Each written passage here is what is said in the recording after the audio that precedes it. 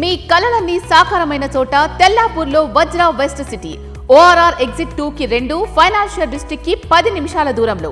17 ఎకరాల్లో 78% open space, 38 ఫ్లోర్లు, 6 టవర్లు, 2.5, 3, 4 bedroom flats.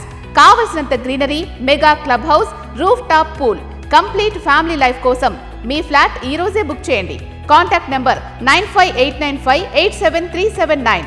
Vajra for better living.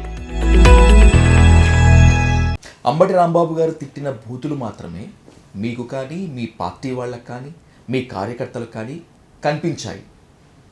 కర్రలు పట్టుకొని వెళ్ళిన మీ కార్యకర్తలు మీకు కనిపించలేదు. రోడ్డు మీద పడి లం భాషతో అంబటి రాంబాబుని తిట్టినటువంటి విజువల్స్ మీకు కనిపించలేదు అని ఆంధ్రప్రదేశ్ మొత్తం నమ్మాలా, నమ్మించాలనేటువంటిది మీ ప్రయత్నమా?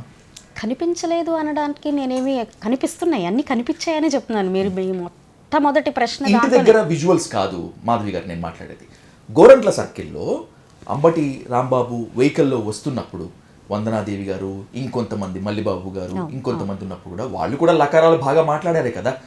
అది ఎందుకని మీరు డైజెస్ట్ చేసుకోలేక? అదేనండి నేనేం చెప్తున్నానంటే, ఒక ఫ్లెక్సీ పెట్టి ఆ ముందు రోజు వాళ్ళని రెచ్చగొట్టి, మీరెవరైనా ఇక్కడ ఈ ఫ్లెక్సీ తీయగలిగే మగాళ్ళు ఎవరైనా ఉంటే రండి అని ముందే ప్రవోక్ చేసిన తర్వాత వీళ్ళు అక్కడ వెళ్ళి నుంచోవడం జరిగింది. సో ప్రతిఘటించడానికి, ఈయన పీకడానికి వస్తాను అని ఛాలెంజ్ చేసి వెళ్ళాడు, ఇది పీకడానికి వీల్లేదు అని వాళ్ళిద్దరి మధ్యలో ఘర్షణ జరిగింది. నేను చెప్తుంది కూడా అదే, మీరు ఏదైనా అనుకోండి, నేనేం మాట్లాడను. ఆ వాళ్ళతో మీరు అనిపించుకోండి, మీరు వాళ్ళని అనండి, నో ఇష్యూ. సంబంధం లేని వ్యక్తిని, రాష్ట్ర సీఎంని మీరు అనకూడదు. మీరు అన్నారు, నేను క్వశ్చన్ చేస్తుంది కూడా ఆ ఒక్క పాయింటే. వాళ్ళన్నారా మీరన్నారా? అంతకుముందు ఆయన 100 మాటలని కారులో కూర్చొని మళ్ళీ లేచి మళ్ళీ ఈ మాటలు మాట్లాడారు. దాని గురించి నేను ఎక్కడ ప్రస్తావించడం లేదు. ఇదివరకు ఎన్నో మాటలు మమ్మల్ని కానివ్వండి, మా ఎంపీలు కానివ్వండి, మినిస్టర్లు కానివ్వండి చాలా మాట్లాడున్నారు. మేము ఎప్పుడు మాట్లాడలేదు.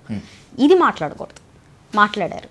అది విన్న ఆవిడ, మీరు ఎవరైతే ఒక మహిళ అన్నారో వాళ్ళందరూ కూడా దానికి రియాక్ట్ అయ్యారు. ఇది కనపడట్లేదా, అది కనపడట్లేదా అని అంటే, మీరు నేను అదే చెప్తున్నాను, మీరు ఏమైనా అనుకోండి, మీరు ఎక్కడో సంబంధం లేని వ్యక్తి రాష్ట్ర సీఎంని తీసుకొచ్చి మాట్లాడకూడదు. నేను ప్రశ్నిస్తున్నది అదే, ఇప్పటికీ ఎప్పటికీ ప్రశ్నిస్తుంది అదే, సారీ చెప్పాలి అని కోరుకుంటుంది కూడా అదే.